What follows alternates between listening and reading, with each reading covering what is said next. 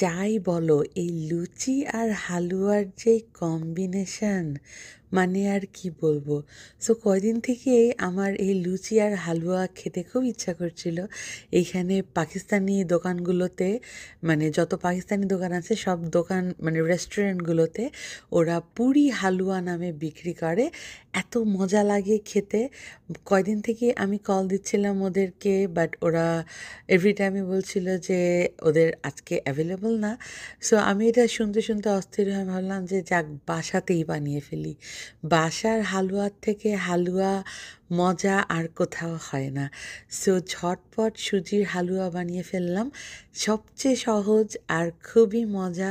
আমার তো এই সুজির হালুয়া যে কোনো লুচি বা পরোটা, ইভেন ডালপুরি দিয়ে খেতেও আমার এই হালুয়া খুবই ভালো লাগে। আর লুচি, লুচি এরকম তেলের মধ্যে দিবা আর এরকম গোল হয়ে একদম ফুলে ডুম্বা ডুম্বা হয়ে যাবে।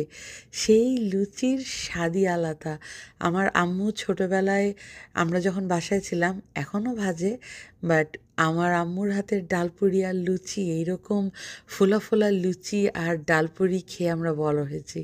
সেই লুচি আর হালুয়া মানে এটার মজাই আলাদা।